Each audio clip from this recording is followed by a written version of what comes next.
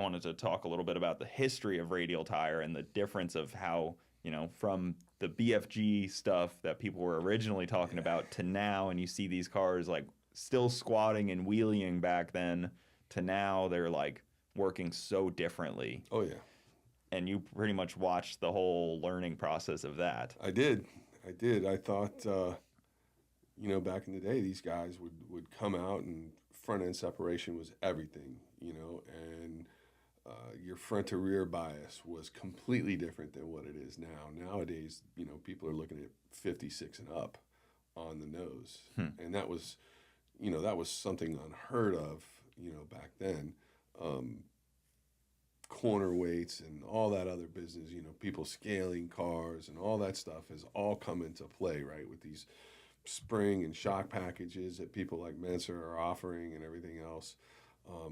It's really taken the game way past the tire being the limiting factor, right? Because that's why we ran the BFG back in the day, right? The tire was supposed to be the limiting factor. It was supposed to be something that you could literally leave your front door, jump in your race car, drive it to the racetrack on that tire, air that tire down a little bit, throw some smoke at it, and then go out there and make passes, go back, pump them back up again to 32 or whatever you're running on the street, and drive them home. And that's what that first BFG tire was all about. And we really prided ourselves on making that thing go down the track without all the bells and whistles and everything else like that. Yeah. And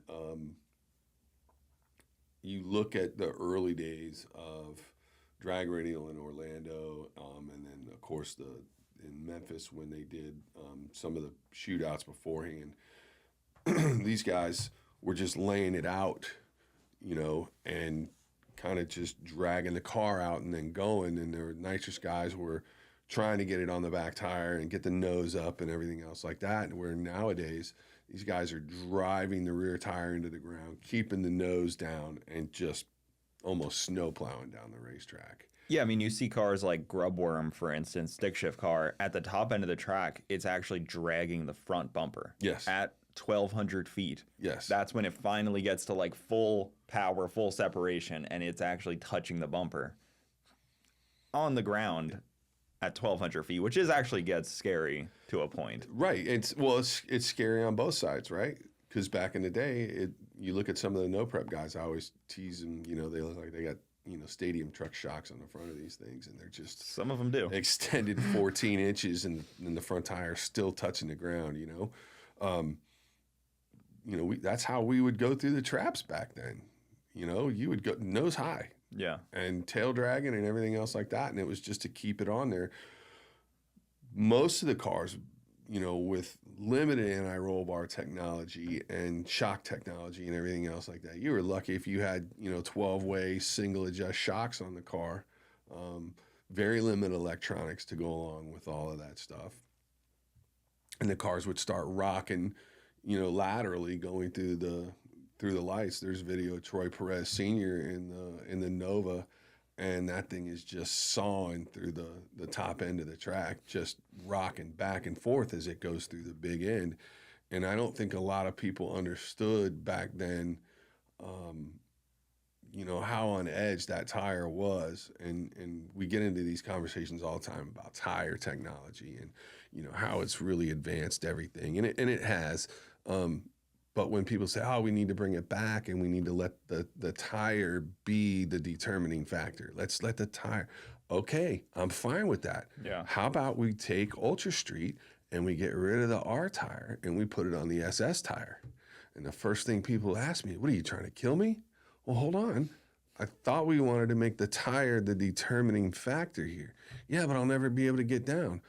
Well, maybe you just need to work on it a little bit more. And if we do this, if we put it on the SS tire, I can guarantee you the guys that are out front now will continue to be out front on that SS tire. They will find a way to make it work. Yeah. If we were to turn that whole thing on its head, like perfect world, you get acceptance by everybody. Ultra Street on the SS tire. Let's make the tire the determining factor. Does it take away from the show? It might, right? You're going to see more people knock the tire off than ever before.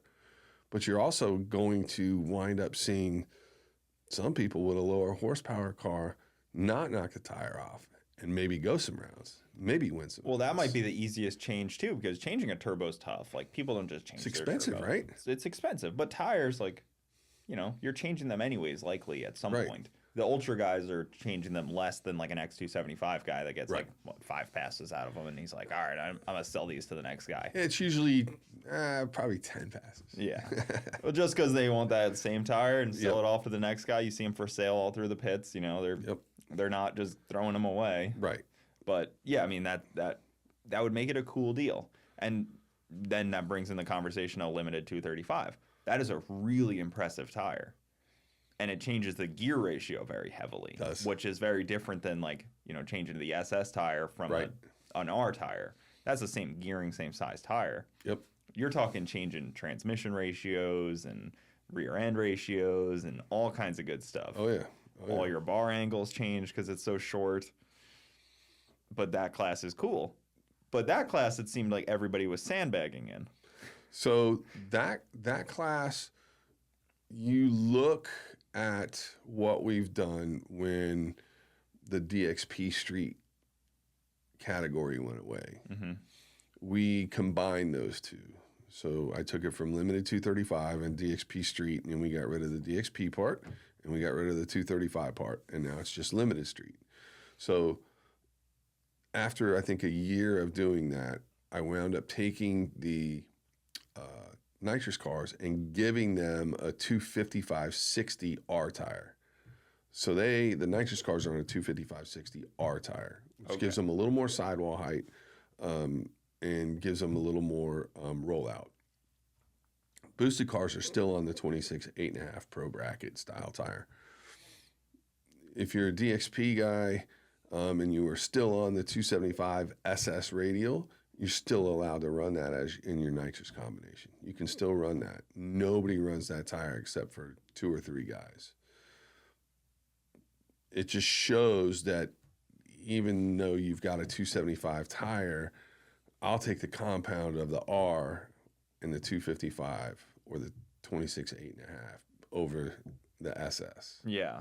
Right? So you start to get into that, which tire, even if you have to change height, is the better compound. Yep. And that 235, Mickey Thompson is a really good compound tire. You know, it's just a mini pro bracket radial, basically. Oh, that thing's gangster. I think when they were running like this extreme 235 deal back in the day, I think somebody went 430 something, 440 something on that little tire. Yeah, I think Devin Vanderhoof went a 50 in sick week on that tire in his Mustang. He did. That's when he was out there clubbing baby seals. Yeah, exactly. Now he put a adult-sized tire on that thing, but much needed, and I applaud those guys' efforts, man. Guys, thank you for tuning in to the Bogetti Clips YouTube channel. For the full podcast, check us out on Bogetti Studios YouTube and all your audio platforms. Also, hit that subscribe button to not miss out on any of the new Bogetti clips coming up.